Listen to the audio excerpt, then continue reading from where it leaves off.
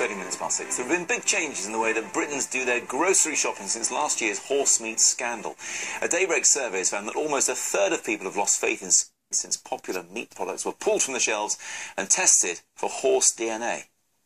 It's all over the papers, yet more worrying revelations about what's in our food. As the news broke, horrified meat eaters began to turn their backs on ready meals and pre-packaged mince. It seemed that horse meat had left a bad taste in the nation's mouth. That horse meat itself may contain powerful veterinary drugs that are harmful to humans. Despite reassurance there would be no unsavoury side effect, by March 6 in 10 consumers said they'd changed their shopping habits.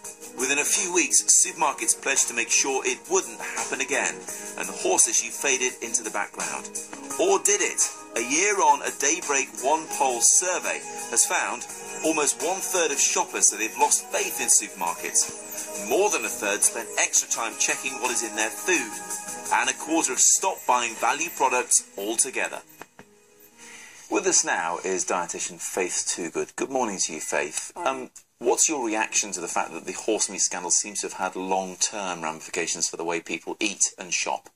I think overall it's actually been a really good thing. I think as consumers we're becoming far more aware of what we eat and where that food's come from. I think we're utilising, this study shows that we're utilising local butchers more, and we're actually taking interest in, you know, how far the food has been flown or driven, and that can only be a good thing. So it's important that people continue to ask questions about the quality of what they're consuming. Yeah, really important. I think, it's not just meat, it's people are really looking at labels, people are taking more of an interest in, what goes into their bodies, and I think that's positive. Well, exactly, you had someone sitting where you are only a couple of days ago talking about the battle on sugar. Yeah. Is that the next front now? Yeah, I think, well, it's been in the news, the last week hugely, and I think, again, it can only be a good thing to look and really be more aware of what we're eating, how much sugar's in there, and actually what we can do to reduce that. But the problem with the horse meat scandal was, if you looked on the label, it didn't say horse meat. No, do you know what I mean? That was the problem with it. Yeah.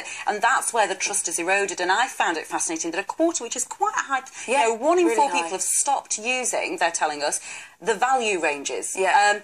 What kind of impact does that have, do you think, in the sense that, finances are tight and people do obviously need to watch their budgets, but at the same time, they are feeling like they don't know what to trust anymore? Yeah, I think trust is a big issue, and I think perhaps people are shifting towards quality rather than quantity. So perhaps where they might have had meat every day, they're actually shifting towards having meat maybe just 5 times a week, and actually looking at the amount of meat they buy. If you buy from a supermarket, you have to buy a 500-gram pack of mince. Actually, if you go to your local butcher, you can have 300 grams, so you can just have 3 sausages. And so there's the issue of food wastage and portion size, both of which are really big issues as well. That's a good point. Thank you very much indeed, Faith. It's lovely to see you. Well, let us know what you think about this. Have your habits changed? Are you asking more questions about what you're getting? There are those sort of fish and chip shops, aren't there, where you think you might be getting cod and chips, you're getting... That's right. Sort of, what's it called? Well, Catfish or something, you get dogfish, some cheaper something. version. Maybe you want to ask questions about that. Get in touch through email, Twitter or Facebook. And let You're us know asking a what you vegetarian think. here. That was the problem with that. I'm I so forgot. sorry. I'm so sorry. If you're over 18, you can text us on 67890. Text costs 25 pence plus your standard network charge. You can have the chips, obviously. Yes, I do, always. That's the problem. I need to talk to you later, obviously, about my diet. Thank you, Dave.